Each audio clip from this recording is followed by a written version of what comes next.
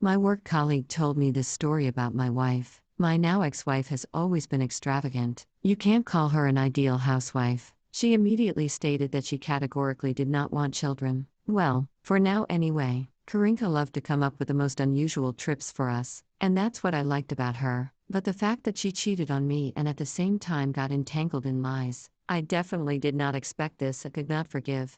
I work as a department head in one company.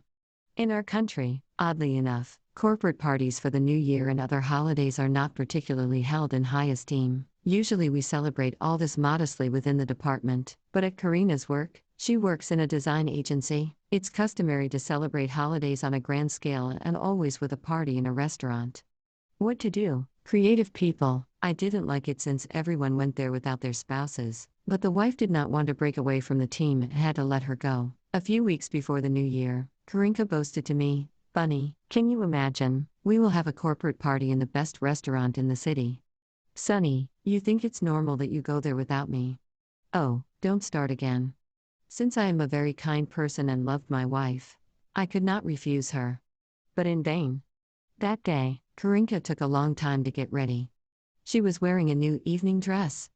Among the jewelry, I saw in my hand a crocodile leather bracelet with a gold clasp. She had been wearing this accessory consistently for several months. We bought it for her in Thailand. This is quite an exclusive decoration, since it was bought in an expensive store. This is some famous Thai brand, specially crafted leather and real gold clasp. We then bought two similar bracelets, one for her and the other for me.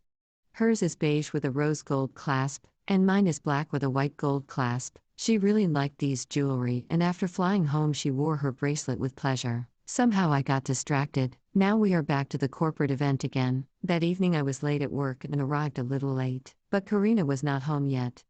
I dialed her number, but no one answered. After a while I dialed it again and again there was silence.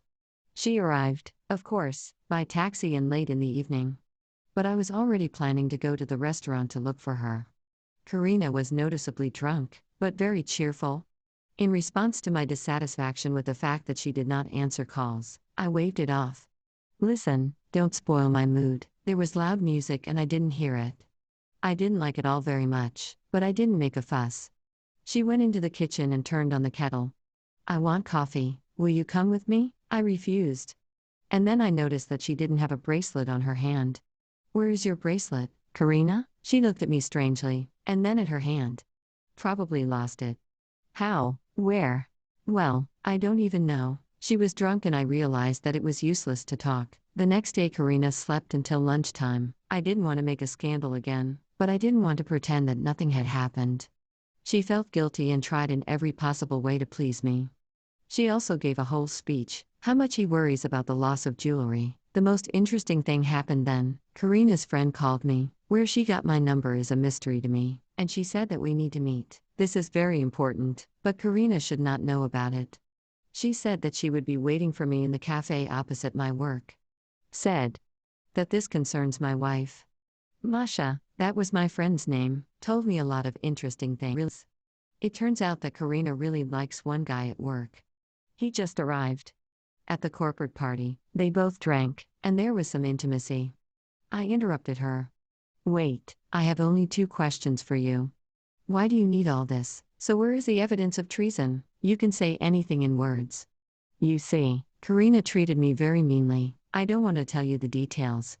"Well, and I have evidence." She showed me photos and videos of this couple's hot dances, and then a photo taken in some secluded corner. It was not difficult to guess what this all meant. Oh, and Karina also gave her bracelet to this Vadim for his drunken head. He clearly has no intention of returning it, even though she asked. You can see it for yourself. I had no more questions. In the evening I left work early on purpose. I went to see Karina at the agency, and I immediately saw this Vadim. Approaching him, I took his hand and saw a familiar bracelet. Then he approached the surprised Karina, grabbed her hand and pulled her out of the office. "What do you allow yourself? What does it mean?" "So, I can endure everything, but I won't cheat. And don't deny it. I know everything." She stood there and didn't know what to say. "I'll file for divorce myself and I don't want to see you anymore." I said and left. Later she tried to talk to me, claiming that she was very drunk. I didn't want to listen to all this. As you can see, it's better not to let your wife or girlfriend go to a corporate event alone. Don't repeat my mistakes. It's better to insist on your own right away than to go through a divorce later.